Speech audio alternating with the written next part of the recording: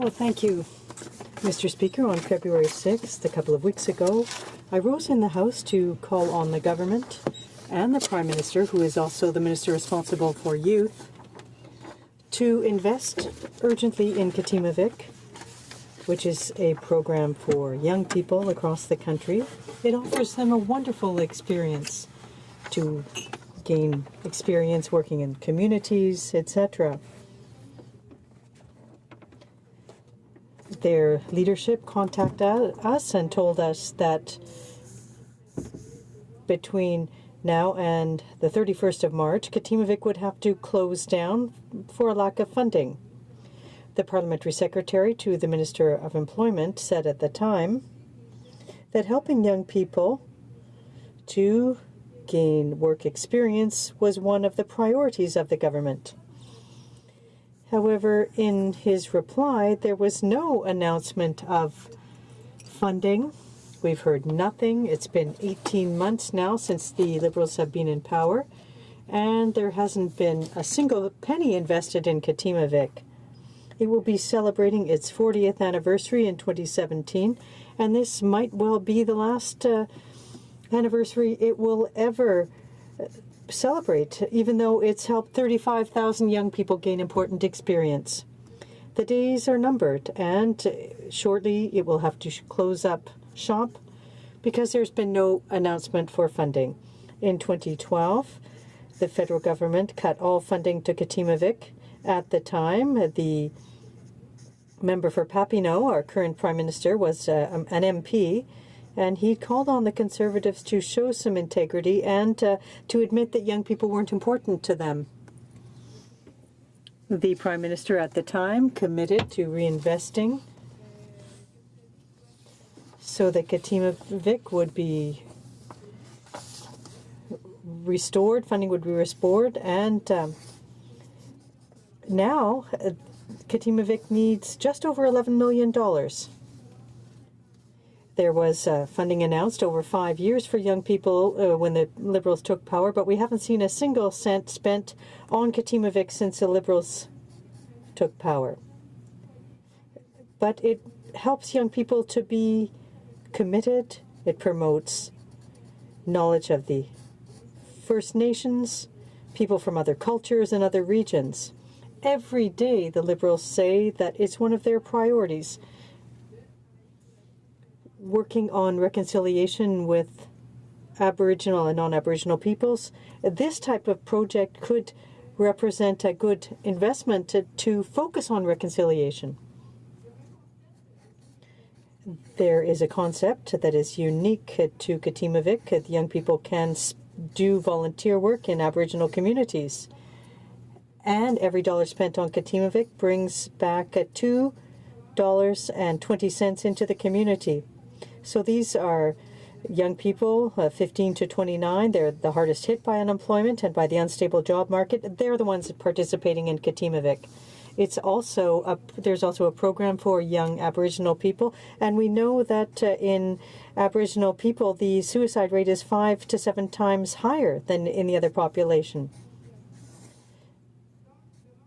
So Katimavik is calling on the government to establish pluriannual funding for programming on reconciliation.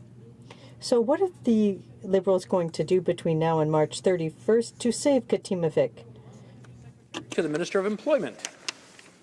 Thank you very much, Mr. Speaker, and I'd like to thank my colleague from the NDP for bringing this important matter forward. And again, I'd like to reiterate that this government understands the significance, the importance, just the role that Katimavik has played in the lives of so many young Canadians over the years, and so many communities have benefited from the program as well. I want to single out the efforts of my colleague, the member from Ville-Marie-le-Sud-Ouest, Île-des-Sœurs, who has worked hard on this file, worked with the Katimavik organization over the last while to try to find resolution to this particular issue. And my colleague did mention something that was absolutely accurate, in that the previous Conservative government put a cap on funding for Katimavik back in 2012.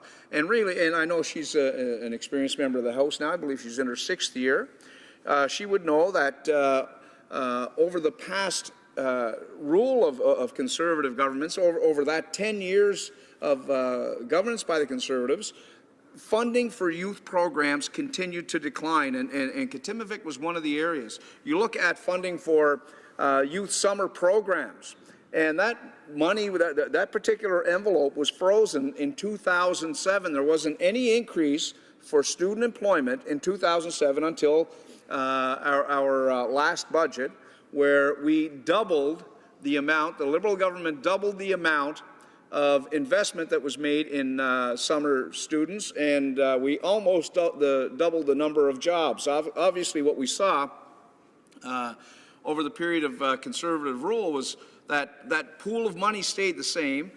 Minimum wage allocations grew in each of the provinces, so that pool of money was sort of carved out and cut up differently with the minimum wage responsibility. So there were fewer and fewer students that were being able to benefit from that investment in student programming. The other thing that we invested in, and I know the member would have seen the merit in this, would be the student grants. And we saw low-income students who struggle in this country.